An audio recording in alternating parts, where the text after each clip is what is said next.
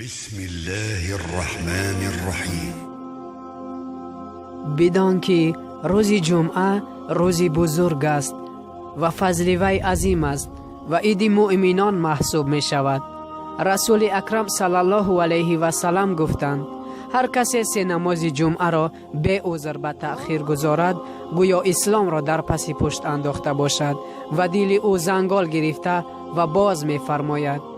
کسی روز جمعه از دنیا گذرد وی را مزد شهیدی نویسند و از عذاب گور رهایش سازند.